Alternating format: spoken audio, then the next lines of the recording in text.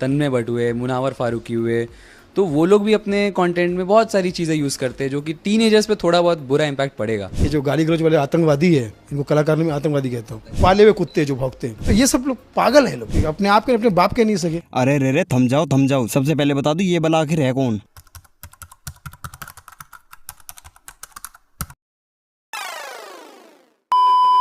ना जो जोक यहाँ पे बैंड्रा के ऑडियंस के लिए करता है वो सोनपुर मेला में लैंड नहीं करे, तो ये तो हक बनता है हर कलाकार को, इसकी छूट होनी चाहिए या नहीं? नहीं, मैं कह रहा हूँ कि यहाँ पर भी सभ्य भाषा में करो ना आपको।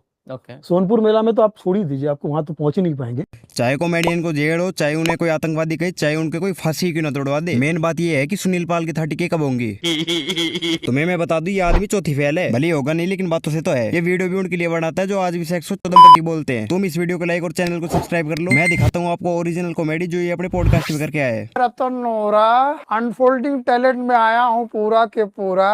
अब हमारा जीवन बन गया काशी और मथुरा। इससे पहले शक्ल से था छूरा और जीवनता धातु। ये जो भी है तुम्हारा टर्म सटर्म, अगर 500 रुपए लेके ऑडियंस को ये दिखा दिया और उन्होंने थोड़ी सी ठोक पीट कर दी तो भाई साहब फिर मत कहना कि कॉमेडियंस की वजह से हुआ है। इसकी प्रॉब्लम यही है, इसको लगता है जो ऑडियंस इसके चुटकुले में ठाके मारते मारते नहीं रुके, वो ऑडियंस आजकल के कॉमेडियन जैसे बस्सी उपमन्यु और समय ने बिगाड़ दी।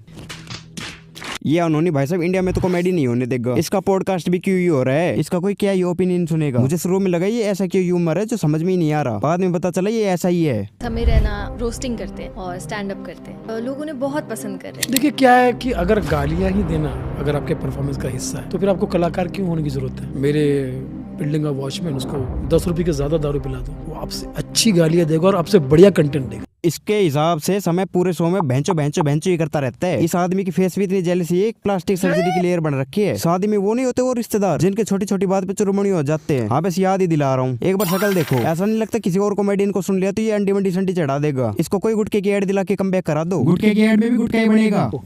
सोनपुर मेला में तो आप छोड़ ही दीजिए, आपको वहां तो पहुंच ही नहीं पाएंगे, कभी जीवन में नहीं पहुंच पाएंगे। ये मेरा चैलेंज है आपको, क्योंकि जिस वहां पे पहुंचने के लिए बहुत मेहनत करनी पड़ती है। वहां कुमार विश्वास 50 साल मेहनत करता है तब जाके पहुंचता है।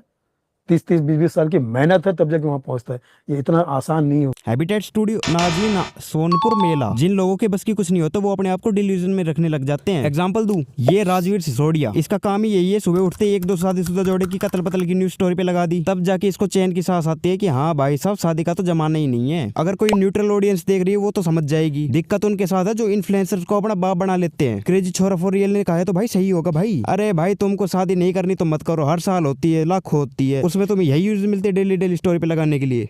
ऑल्ट बालाजी के काफी सारे सीरियल मुझे ऑफर हो चुके हैं, जैसे जिसमें एक जबान संभाल के आया था।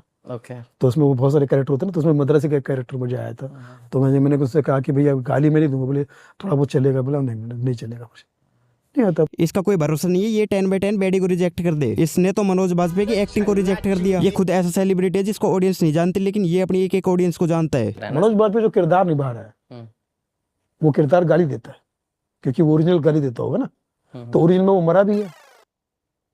फिर वहां एक्टिंग कर रहा है, और वहां एक्टिंग करते तो फिर यहाँ क्यों नहीं कर रहा। इसके किसने दिमाग की सेटिंग छेड़ दी? तुम कभी भी देख लो, जो आदमी खुद कुछ नहीं कर पा रहा होता वही सबसे ज्यादा ज्ञान देता घूमता है। मतलब मनोज बाजपेयी को इसके सपोर्ट और परमिशन की जरूरत है। आपके घर में मनोज भाई में आके आपके माता पिता के सामने 2-4 गालियां आपको दे दूं, चलेगा क्या? आप तो कहते समाज का हिस्सा है ना गालियां। आप तो फिल्म पे देते हो, फिल्मों में कैरेक्टर में देते हो, तो मैं आ जाऊं आपके घर पे और मनोज कैसा है। ऐसे तो मूवी में विलन भी पिटता ही रहता है, तो ये मतलब थोड़ी वो जहाँ दिखे वही चमका दो। किसी एक्ट्रेस का बोल्ड सीन है तो इसका मतलब ये थोड़ी वो जहाँ दिखे वही। हर लाइन में मैं पीने बैठा था, मैं दारू पी रहा था, मैं ये किया था, फिर मैं पी रहा था, मैं पी के आया, मैं पीने वाला हूँ, मैं पीने जा रहा हूँ, ये कर रहा हूँ, यही घंटे पूरी जिंदगी इसके महंगे बनने में चल गई ताकि वो शराबी का कैरेक्टर प्ले कर सके। तू दारू तो नहीं पी के आया, लेकिन बातें ऐसी क्यों करता है? और ये पॉडकास्ट वाले भाई का क्या नाम है? खैर जो भी है, आप ना करे जनाब, ऐसा ना करे, तुम्हारे भी छाती है जो इसको 1 घंटा झेल गए।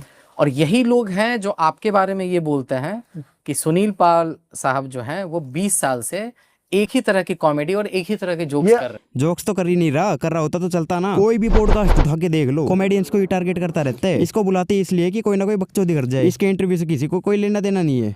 मेरी बदकिस्मती है कि मुझे आज ऐसे जगह पे ला दिया गया, पूरा सारे शक्तियों ने मिलके। वरना जो जगह आप नाम ले रहे हैं उनको बोलो मेरे साथ एक शो करे, सारी शक्तियों ने मिलके यहाँ ला दिया, क्योंकि भाई साहब अगर सुनील पाल को खुला छोड़ दिया होता तो ये सबके कैरियर खा जाता। इसको यूट्यूब के बारे में सब कुछ पता है, लेकिन इसका चैनल ही नहीं चल रहा। यूट्यूब पर्सनली इसके चैनल से खुंदस खाए बैठा है। इतने लाखों करोड़ों चैनल है, लेकिन कसम पैदा करने वाली सुनील पाल को नहीं चलने देंगे।